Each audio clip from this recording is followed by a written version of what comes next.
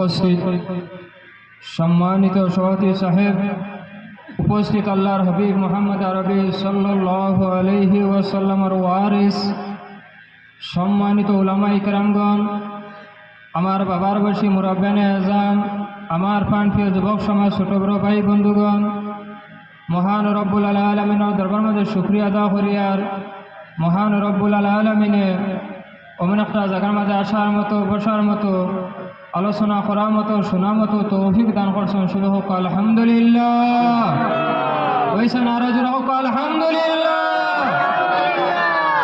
আমার বুজুর্গ, আমরা সব এই জায়গার মাঝে আজকে উপস্থিত হয়েছি একটা উদ্দেশ্য লইয়া নাই। উদ্দেশ্যটা কিতা? এই জায়গা থেকে আমরা কিছু জিনিস নিতাম। কিতা করতাম? নিতাম। বুঝা গেছে না? এই জায়গার মাঝে কিছু জিনিস আছে, আমরা নিতাম পারবো। যে আছে নি? না না আছে। এই জায়গার মাঝে কোন জিনিস আছে? কোন জিনিস আছে চিনা লাগবে না? তাকওয়া, ইমানদারি, ফরেজগারি, মরার আগে মৌতর সামান জোগাড় করার মতো জায়গা হোক না। আলহামদুলিল্লাহ।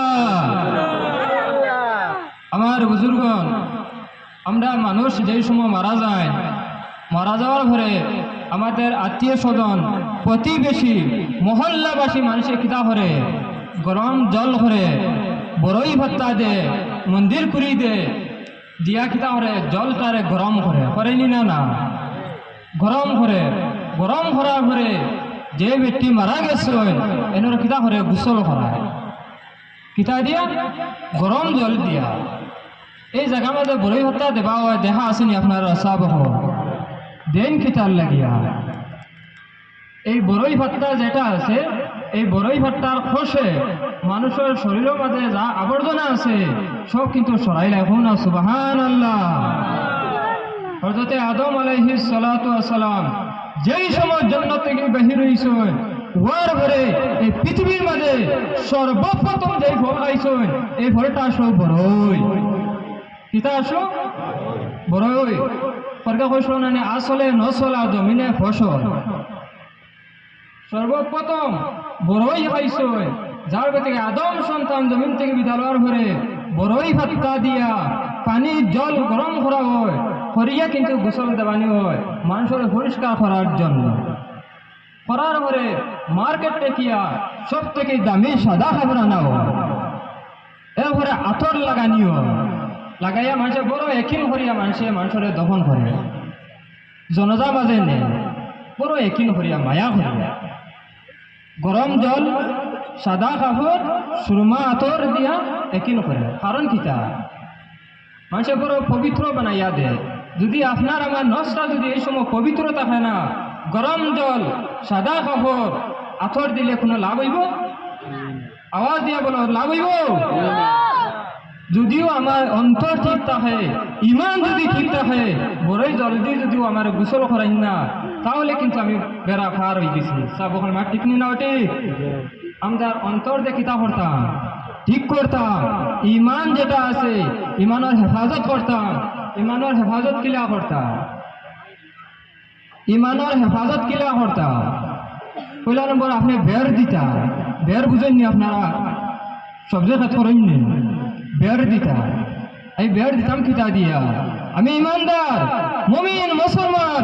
আমি সুদ না, ঘুষ না, মদ না, জুয়া না, জিনা না, ব্যভিচার, হিংসা, তহব্বরি, বড় মানছি, শয়তানি, খবিসি, জল্লাদি, জালিমি কথা না। আমি ইমানদার, আমার ইমান দিয়ে বের দিছি। দুই নম্বর, আমার ইমানের এখন খাদ্য দিবা লাগবে। কিতা দিবা লাগবো? খাদ্য দিবা লাগবো। খাদ্য কিতা দিতাম? আমি ইমানদার, নামাজ, রোজা, হজ, জাকাত, জিকির, আসকার, কোরআন, হাদিস, আলিম, উলামা, বুজুর্গানে দিন যা আছে সবের অনুসরণ করার নাম হইয়া তাহলে ইমানের খাদ্য। কিতার খাদ্য? ইমানের খাদ্য। যদি এইভাবে খাদ্য দিয়া যায়, মৌতের সময় আমি মৌতের সময় দৌলতে ইমানের সাথে আমার মত হইব। হোক আলহামদুলিল্লাহ। আর যদি এইভাবে খাদ্য দিতে পারি না, খোদার কসম, আল্লাহর কসম, সুরত রইব মুমিনর, সুরত রইব মুসলমানর, সুরত রইব ইমানদারর, কিন্তু আপনি ফাঁসি কইয়া, মানাহি কইয়া জমিন থেকে বিদায় লইবা। কিতা হইয়া? ফাসিক মনাফি করিয়া জমিতে কোনো মানুষ বিদাল হয়, তাহলে হন চাই এই অবস্থা বিদাল হওয়ার উপরে কোনো ফায়দা আছে? আওয়াজ দিয়ে বলো, আছে? বিদাল হওয়া লাগবে কোন অবস্থা? ইমানদারের অবস্থা। আমার বুজুর্গগণ, আল্লাহ নবী সাল্লাল্লাহু আলাইহি ওয়াসাল্লামে ফরমায়, হযরত আবু বকর সিদ্দিক রাদিয়াল্লাহু তাআলা আনহু জমিন থেকে বিদায় লইছেন না বিদায় লইছেন, তার অন্তরের মাঝে আল্লাহ এবং আল্লাহর হাবিবের সঙ্গে মহব্বত আসলো না।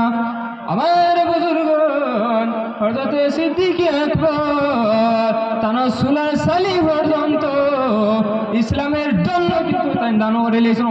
সুবহানাল্লাহ। হায় রে হায়, দুঃখের বিষয়, আজকে আমরা ওয়াজ মাহফিল সময় দিতেও পারি না, আবার ইমানদার তাকে যে সময় দিতে পারি না, প্যাকেটও পয়সা দিতে পারি না, চান্দা নাই, পয়সা নাই, অভাব জান না। আর হযরতে আবু বকর সিদ্দিক রাদিয়াল্লাহু তাআলা আনহু সুলার সালি পর্যন্ত ইসলামের জন্য দান করে লিয়েছেন, আর আমি সাধারণ পয়সা ওখানে দিতে পারি না।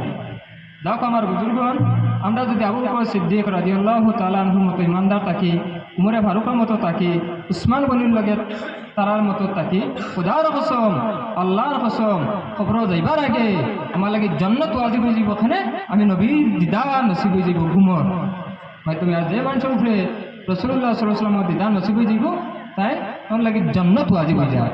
খেয়াল হবে আপনারা। আর আমার মাথার মাঝে বাসার মাঝে কোনো কষ্ট হয়ে যেতে হয়, আল্লাহকে বাসতে মাফ দিবা। আসসালামু আলাইকুম ওয়া রাহমাতুল্লাহ।